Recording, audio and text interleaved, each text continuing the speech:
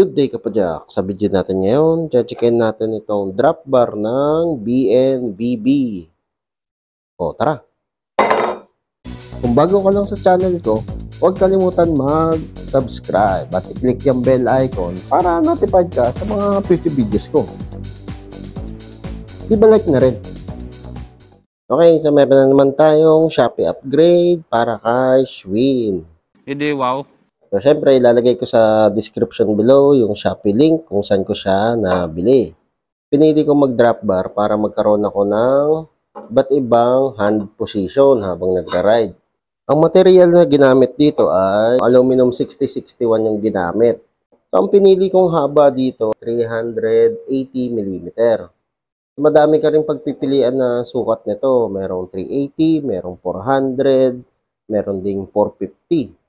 Yung reach naman niya, 90 mm.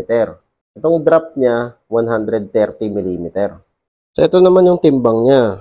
285.5 grams. So, sabihin na lang natin 285 grams.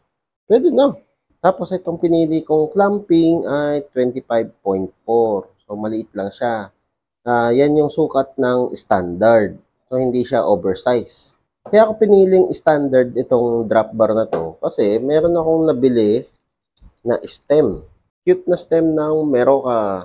So, siyempre, ilalagay ko din sa description below yung Shopee link kung saan ko ito nabili. So, ganun din, gawa din siya sa aluminum.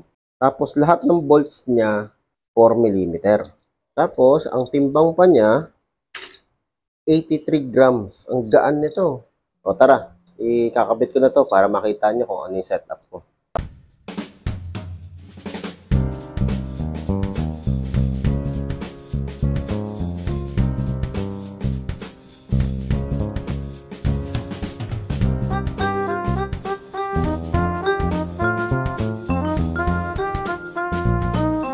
Kaya standard yung pinili kong handlebar para makakapaglagay ako ng preno dito. So, yung preno nandito banda sa gitna. What? Bro, what are you talking about, man? Problema lang sa drop bar, 23 mm yung clamp ng mga preno. Sa STI, walang problema yun kasi mas expandable yung clamp nun eh. Unlike dito sa pang MTB, pang 22.2 lang siya. So, ang laki ng difference, di ba? Sayang pa naman to, SLX pa naman. Di bale, dahil meron pa ako ditong isa pang lever ng SLX. So, ito naman, yung clamp niya nabubuka. Slightly sakto sa 23 mm. May pipindutin lang dito, push to open. Yun, para bubuka siya.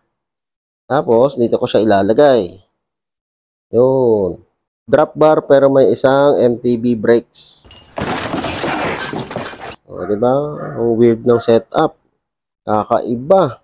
Mamaya ko na lang siguro lalagyan to ng bar tape. Checkin ko muna yung final setup. So yun guys, ang drop bar ng BNVB. So kung nagustuhan mo tong video na to, leave a like. O kung may katanungan ka pa o may gusto kang idagdag, comment down below lang. Okay. So yun lang. Budget meal na drop bar. Pwede na rin. Ayos! Whee! O kapadyak, kung na-enjoy mo itong mga video ko, leave a like at i-share mo na rin sa mga tropa pips mo. Makakatulong ito sa channel. Kung gusto mo pa manood ng ibang video, ito, meron pa tayo. Hindi tayo nauubusan. Ayan, katulad nito, saka ito. O, nood ka na. Madami pa tayong mga video na i-upload. Kaya, mag-subscribe at i-click yung bell icon para notified ka sa mga future videos ko. Maraming salamat. See you next time.